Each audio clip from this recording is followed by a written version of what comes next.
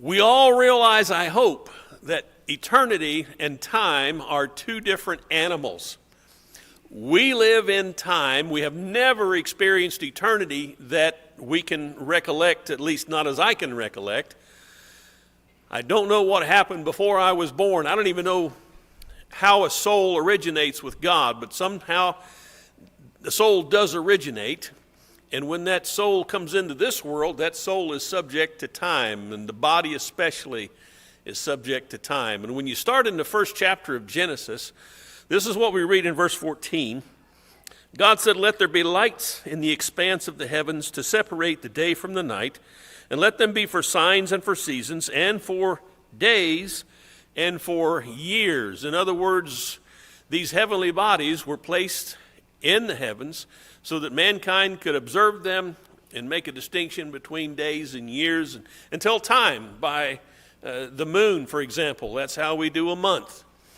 And we've got the winter solstice and the summer solstice, the longer and the shorter days, when you can tell this is the shortest day of the year and days start getting longer from here, or this is the longest day of the year and days start getting short.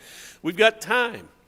And a complete revolution of the earth around the sun is 1 year. Now it's interesting when, I'm not bringing this up necessarily for reference of time, but we don't have anything that I know of to give us a week, except God's creation account, that there were 6 days in which he worked and 1 day upon which he rested. And so we have this idea of a 7-day week. But that's not based on any of the planets or the heavenly bodies moving. But we do have these other bodies that are given to us so that we can measure time. And even though we measure time, the passage of time, it's a very difficult thing to define time. Think about it. How would you define time? In me, I always come back, well, that's the passage of time. That's what time. Well, you can't define something by itself. It's a very difficult thing to comprehend exactly what time is, but we're all familiar with it. And when you read in the Psalms, this is what David wrote, Psalm 90. And David is here in Psalm 90. It seems like he's contrasting our lives, which are subject to time, to God, who is not subject to time. And this is what he says. We won't read all of it, just most of it, but it's a short psalm. Psalm 90, verse 1, "Lord, you've been our dwelling place in all generations." Notice all the time references, all generations. "Before the mountains were born, or you gave birth to the earth and the world, even from everlasting to everlasting, you are God. You turn man back into dust and say, 'Return, O children of men, for 1,000 years in your sight are like yesterday when it passes by.'" Remember what Peter said? 1,000 years are like a day, and a day is like 1,000 years. That's the way it is with God. It's not the way it is with us, but that's the way it is with God. He goes on in verse 5, "You've swept them away like a flood. They fall asleep. In the morning they're like grass which sprouts anew. In the morning it flourishes and sprouts anew. Toward evening it fades and it withers away. For we've been consumed by your anger, and by your wrath we've been dismayed. You've placed our iniquities before you, our secret sins in the light of your presence. For all our days have declined in your fury. We have finished our years like a sigh. As for the days of our life, they contain 70 years, or if due to strength, 80 years. Yet their pride is but labor and sorrow, for soon it's gone, and we fly away. Who understands the power of your anger and your fury according to the fear that is due you?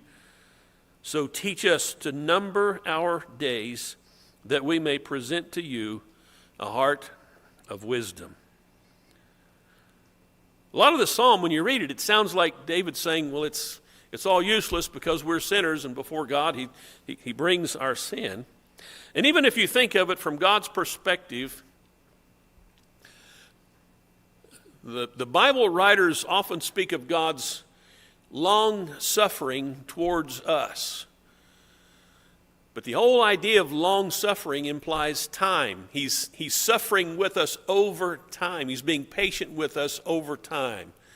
God is outside of time, but we are not, and yet in our time, God suffers with us, putting up with us as it says here. All our days, it says in verse 9, have declined in your fury. And I'm not sure exactly what this means, but I'm sure David was aware of what Moses wrote about the long ages of those who lived in the early days. Moses, hundreds of years old. Noah. How many animals did Moses put on the ark? You remember that? Yeah.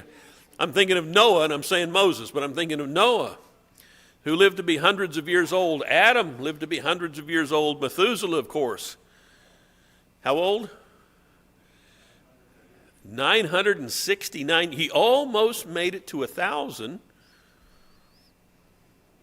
and probably died, if you do the math, in the year of the flood. I'm not saying he died in the flood, but in the year of the flood, if you do the math. But he was an old guy. And I remember when I was a kid, I thought, well, yeah, years were a lot shorter back then. No, years weren't any shorter back then than they are now, because you've got this text in Genesis 1 that says the heavenly bodies are for measuring the years and for seasons. And these guys were old. And now David is writing this in the Psalms. By the way, this is about 3,000 years ago.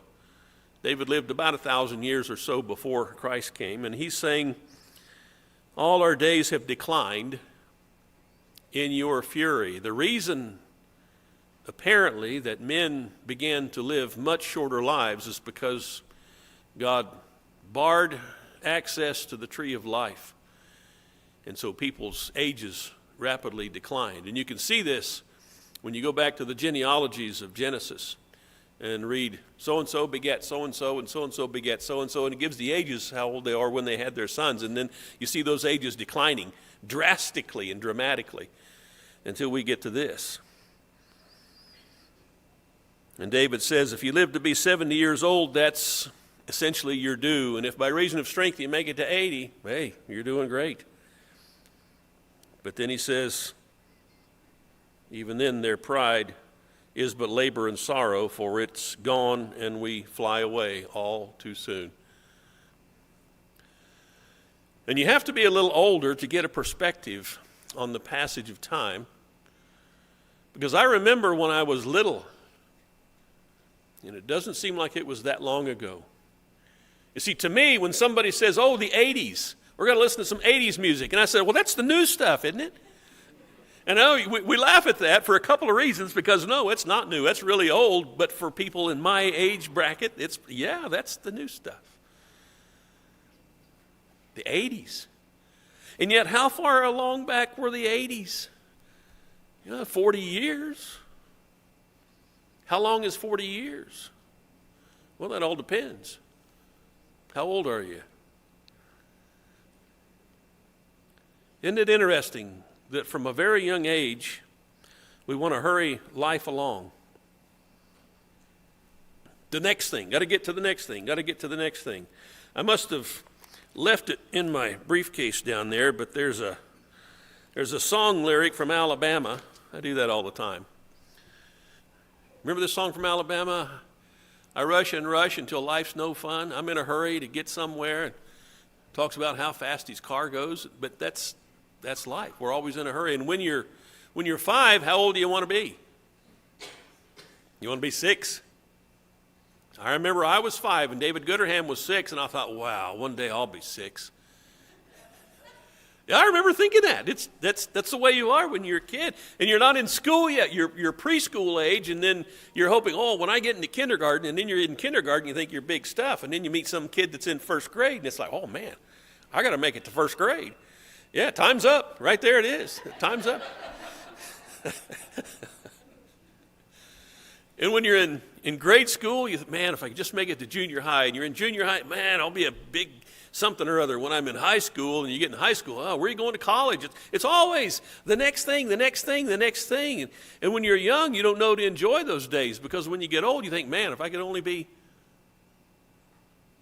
14 again or 18 again. And then again, you think about it, and it's okay if you do, but I don't want to be 14 again. Because there's a quality of existence that comes with the passage of time. And as a human being, you can't get that any other way. There has to be the passage of time. When you talk about being mature, I know we talk about some young people who we say are mature beyond their years. But the only thing that really makes them mature beyond their years is because they've learned a certain pattern of behavior. They're not really mature. They're just behaving in a way that makes them appear mature because they're behaving like adults. But the only way you can become mature is with the passage of time. Somebody said, and I think very well so, that time is the best teacher. The only problem is it kills all of its students. Well, that sounds dark, doesn't it? But it's absolutely true. And if that were the only way we looked at it, that would be so dismal. But when you look at that in God's eyes and in his perspective,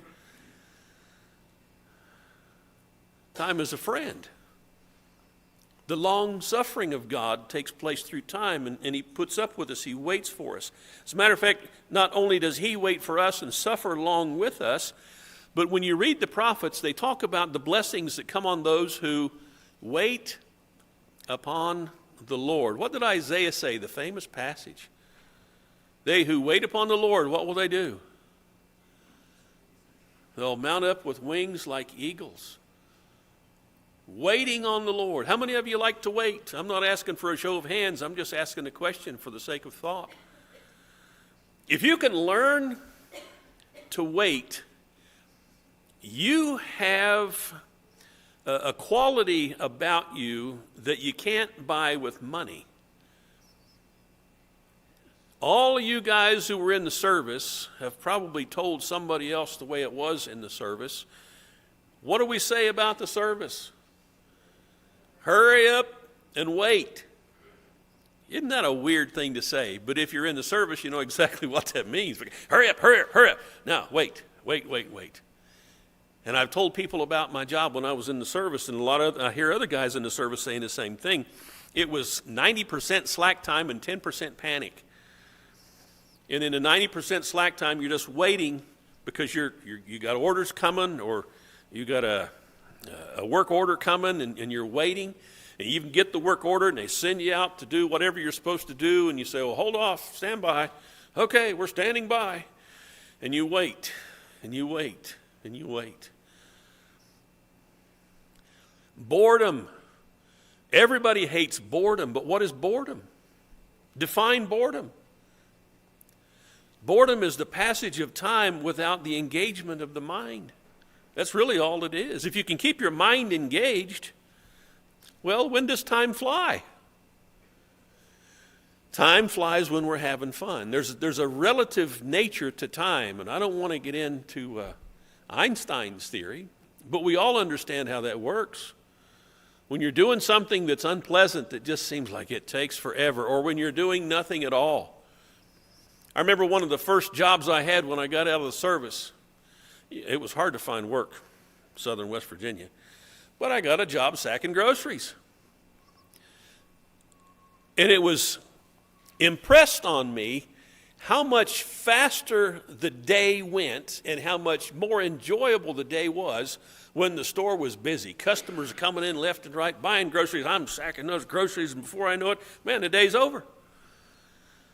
And there were other days when people didn't come in, and it just lagged on forever. And there wasn't anything else to do but wait until somebody came. And I remember those days. It wasn't very long. I got a better job. But that's the way it works. When you're engaged, time passes a little more quickly, and I'm thankful for that. If you look at Ecclesiastes, Solomon said some things about time that bear our attention. Ecclesiastes chapter 3, he says this: there's an appointed time for everything. And there's a time for every event under heaven, a time to give birth and a time to die, a time to plant and a time to uproot what is planted, a time to kill and a time to heal, a time to tear down and a time to build up, time to weep and a time to laugh, a time to mourn, a time to dance. And he goes on to talk about all the other things for which there's time. And I want to make this observation again. I've made it before about this text, and perhaps you remember. He never says there's a time for anything that's evil or immoral. Everything there's a time for is something that's legitimate and has the quality of good to it and usefulness. There's a time for every good thing under heaven, even some things that are not pleasant, like mourning and like warfare. There's a time for all of that. And then he says this: what profit is there, when he finishes all that information about the different times? He says, what profit is there to the worker from that in which he toils? I have seen the task which God has given the sons of men with which to occupy themselves. He's made everything appropriate in its time. He has also set eternity in their hearts, yet so that man will not find out the work which God has done from the beginning to the end. God's put eternity in your heart. To me, this is akin to what Paul wrote in Romans chapter 1 when he said, those who deny the existence of God are without excuse, because God has revealed it to them in the creation, his eternal power and Godhead. Those are things that anyone with their eyes open can see. And this is a text likened to that, where God has written eternity into our hearts. We know there is something beyond this life in which there is time. And if you think about this, I've heard people say this, and I've even thought it myself. Wow, what are we going to be doing in heaven, in eternity? Oh, we're going to be singing. Well, how much singing can you do before you get tired or bored? Yes. And here's the thing. The reason I get tired or bored, I believe, is because of this body. I've held our own children as babies. And I remember when Jamie was born, our first one, I laid back in some chair in the hospital, because hospitals have such comfortable furniture. And I just had her on my chest, and I was just laying back. And it was like, man, this is heaven. But after a while, my body got tired. And I didn't have the same physical energy. And then later on, we've got grandkids. And I remember this just like it happened yesterday, sitting on the couch, and we're turning on 101 Dalmatians, and Liam runs over, and he was still little. You know, he's 9 now, so he's a little big. He got up, and he got right next to me, and just kind of snuggled up next. All right, now we're going to watch 101 Dalmatians, and I'm sitting right up next to Grandpa, and I'm like, this is great. And if you don't have grandkids, you don't know yet, but you will. And it was great. And we watched the movie, but after a while, you know what happens to your body? It gets tired. And I'm thinking to myself, what would happen if we had bodies that never got tired? What would happen if we had a body that wasn't limited by the physical limitations we have now? Would we still get bored? Would we still get tired? Would we still want to change things up? How long could we sing if you never got tired? How long could you sing and do whatever you need to do if you're totally engaged? And I really don't think that all we're going to do in heaven is sing. That's not the point. Some people think that. I think there's going to be a whole lot more to do. But whatever there's going to be to do, we're not going to be doing it with bodies that are limited by time. Have you ever heard of this thing called entropy? Entropy, it's a kind of a scientific term. It has to do with the fact that everything physical is running down. Everything physical is subject to entropy, and the faster things are running down, the more entropy there is. But the only reason things are subject to entropy and to running down is because of their physicality. God's not running down. The Holy Spirit's not running down. He's not losing energy. But everything physical, God brought this universe into existence, got it started, and it's still going, but it's running down. I'm running down. You're running down. You might be young and coming into your prime, and you got your peak ahead of you, but when you hit your peak, you know what's on the other side of the peak? You're going down. There is no way to go. And that's the way it is. And that's what David was talking about when he talked about those 70 years. And I remember, how many of you remember Robert George? Bless his soul, what a saint, what a soldier. He would walk around here, and he was a tall guy, but he'd kind of walk around, stooped over and bent with his coffee cup, and he'd swish his coffee around and swallow it and go, "Don't ever get old, Marty." He said, "Man, when I got to be 45, everything started falling apart." Now, man, 45? I was past 45 then. But that's what he would say jokingly, but he wasn't really joking because he had a lot of health issues. And the older we get, and I see these guys on TV, "Oh, if you're tired, it's not because you're old." I want to say, read your Bible. It's because you're old. Now, sure, you can fail to take care of yourself. You can fail to eat right. You can fail to get good sleep, and all that will help you. But none of that will keep you from dying in the end, because your days are 70 years old. If you get that much, and you might be 80, you might be 110, but what's going to happen? Well, you're not going to be running marathons at 110, I'm telling you that. You're going to die. And that's a good thing. That's a good thing. The fact that Jesus has come in that little space of time that he had on the earth, 33 years or so, he did exactly what needed to be done so that you and I don't have to worry about time or coming to the end of our time. What he did means eternity is for us, and that's what God has always wanted. And he's made that possible for you and for me through his son, Jesus Christ. And it happened 2,000 years ago, but it's just as brand new today as it was 2,000 years ago, the salvation that God has given us. In Ecclesiastes chapter 7, I take great comfort in this, although it doesn't sound like a comforting passage. It's really comforting when you think about it. Ecclesiastes chapter 7, verse 14. Solomon says, "In the day of prosperity, be happy. But in the day of adversity, consider." What's that mean, consider? It means think about it. God has made the one as well as the other, so that man will not discover anything that will be after him. I'm not completely sure what all of that means, except for the part that God's made the good times and the bad times. Why would he make the bad times? Remember what James says? James says, "Count it all joy, my brethren, when you do what? When you fall into various trials." How long do trials last? Well, they last. Anybody got arthritis? Yeah, how long does that last? Anybody got vision that's not as good as it used to be?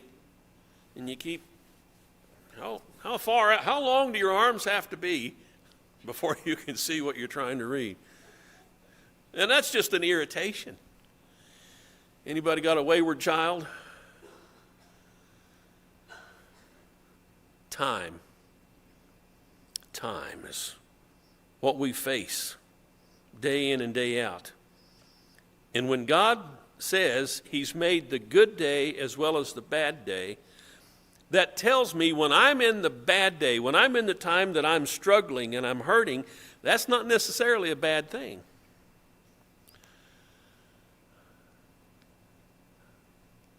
Have you ever learned any good lessons when you were really having fun? Or were you just involved in the fun? I don't know about you, but most of the really valuable lessons I've learned is when I was hurting. And it took time. It takes time to learn. It takes time to grow. How many of you had a mom that asked you, when are you going to grow up? All the guys in here will raise their hands to that because that's what they want. When are you going to grow up? And then you grow up and your mom says, oh, I remember when you were little. Wait a minute, that's not fair. They want us to grow up. They want us to mature. They want us to behave with maturity, but it takes time. And we've only got so much of it. And Paul wrote this. This isn't a long list. I'm going to close with this next passage. It's in Ephesians chapter 5. By the way, you think about this letter written to the church at Ephesus, and he's going to talk about time here.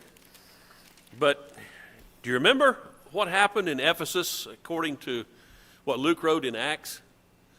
That's where the temple of Diana was. And people got in that temple and they were upset that Paul was preaching the gospel. You know why they were upset?